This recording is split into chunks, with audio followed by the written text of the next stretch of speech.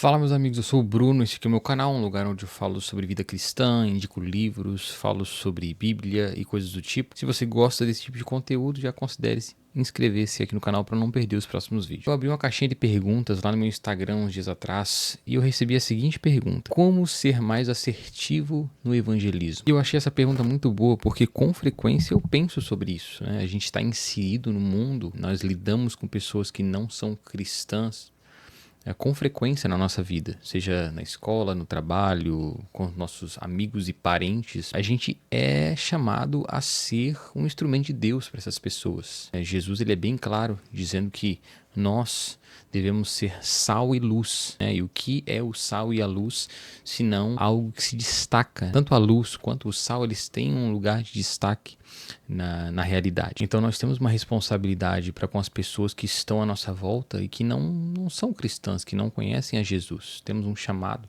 um mandato cultural: ide e pregai o evangelho a toda criatura.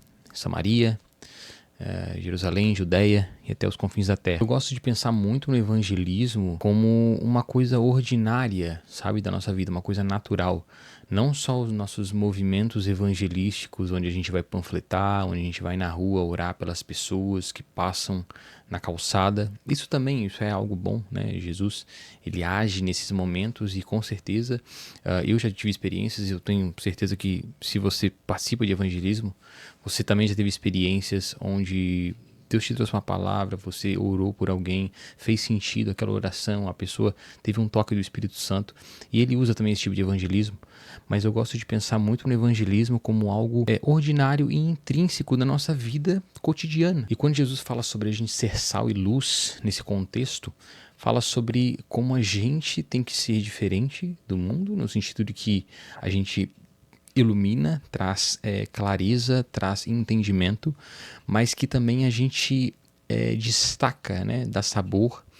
Mas existe um sentido um pouco mais profundo no sentido do sal, porque existem elementos no sal que ele poderia ser usado para preparar a terra antigamente. Então você tinha uma terra que ela poderia ser pouco fértil, poderia ter deficiências de alguns nutrientes e se utilizava o sal em baixas proporções, né, de forma bem equilibrada, para meio que ajudar a terra a ficar fértil, a ser frutífera, uma terra boa. E eu gosto de pensar muito o sal, nós como sal, dessa maneira, sabe? Sendo um instrumento de Deus que, ao mesmo tempo que somos o mensageiro da parábola do semeador que leva a semente do evangelho, que é pregada, e que é pregada de forma indiscriminada a todas as pessoas. A parábola do semeador ensina isso para nós, que nós devemos jogar a semente em terras boas, em terras espinhosas, em terras pedregosas, né? Não é nós que decidimos a terra que nós vamos jogar a semente do evangelho. Ela simplesmente cai e o nosso papel é pregar, né? O Espírito Santo faz com que ela caia e germine. Não é o nosso papel escolher a terra. Muitas vezes a gente pode olhar e achar: essa terra é boa, essa pessoa está mais propensa, vou pregar para ela, essa aqui está menos propensa, não vou pregar para ela.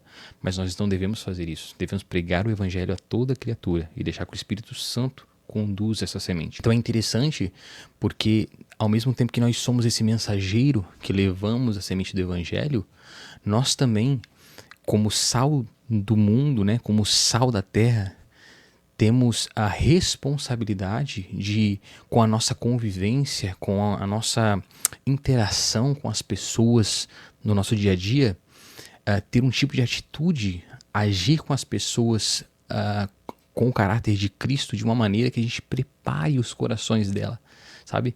É ser o testemunho, é ser um testemunho de Jesus ao ponto de que as pessoas vão olhar para a nossa vida e vão abrir os seus corações. Cara, existe algo de diferente, sabe?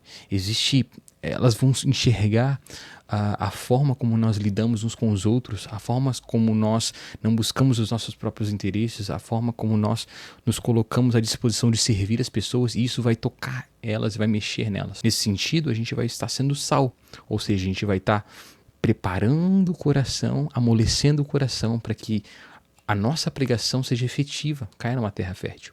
Então eu gosto de pensar muito o sal, nós como sal, dessa maneira, que na vida ordinária na vida, no dia a dia, sabe? Na escola, no trabalho, com os familiares, em todas as coisas comuns da vida, nós devemos transbordar o caráter de Cristo nesse sentido, para que ao mesmo tempo que a gente prega o evangelho, a gente também sirva sendo luz, iluminando o entendimento, trazendo clareza e também como sal, preparando os corações para que a nossa semente, para que o evangelho que a gente for pregar caia nessa terra e frutifique e germine. Nós, como ocidentais, temos um problema que é o seguinte, que é dividir as coisas entre sagrado e secular, né?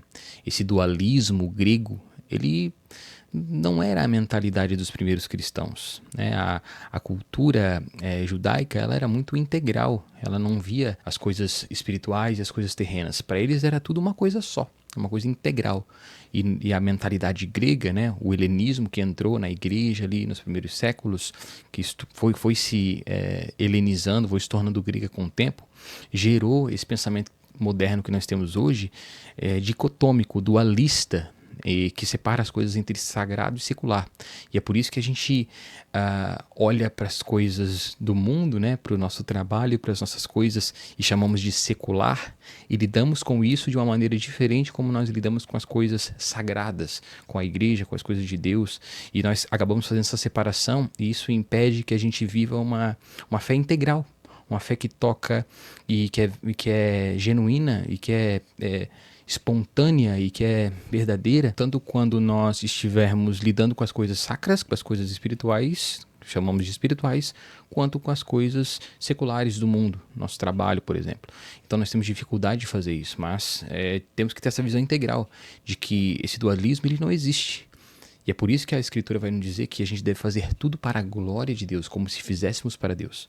Então, o ordinário, o comum, o trabalho, a faculdade, a família, a louça na pia, as roupas, os filhos, isso tudo é sagrado.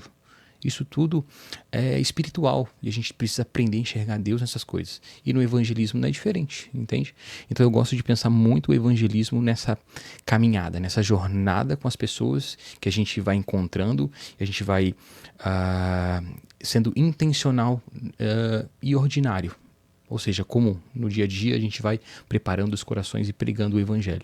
E não só deixar para quando a gente for panfletar, quando a gente for na rua, quando a gente for preparar algo organizado para esse momento, entende? Mas que deva ser algo ordinário da nossa vida, algo comum e algo que a gente faz sempre, seja onde for que a gente estiver. Tem um episódio nas cartas de Paulo que ele vai dizer que para o grego ele se faz de grego, para o judeu ele se faz de judeu, para o louco ele se faz de louco, a fim de ganhar a todos. Então isso demonstra que Paulo estava muito interessado em apresentar Jesus para todas as pessoas, indiscriminadamente, sabe? Sem fazer distinção de pessoas e com intencionalidade. E é muito importante isso, porque a gente deve buscar se relacionar com o descrente na intenção de apresentar o evangelho para ele sim, entende? E nesse caminho de você ganhar o coração, de você ser uma pessoa que reflete Cristo, você vai preparando o coração na intenção de apresentar Jesus e ganhar ele para o Senhor Jesus. Então eu gosto de pensar muito evangelismo dessa maneira. Se você gostou desse vídeo, não esquece de se inscrever aqui no canal, tá bom? Para não perder os próximos conteúdos. Compartilhe esse vídeo aqui com um amigo, deixa um comentário aqui, conta para mim aqui se você costuma fazer evangelismo, como que você lida com isso, você gosta, você é da área do evangelismo, vai ser legal aqui poder conversar contigo aqui nos comentários, tá bom? Então eu vejo você no próximo vídeo. Não esquece de se inscrever e curtir esse vídeo aqui. Até mais.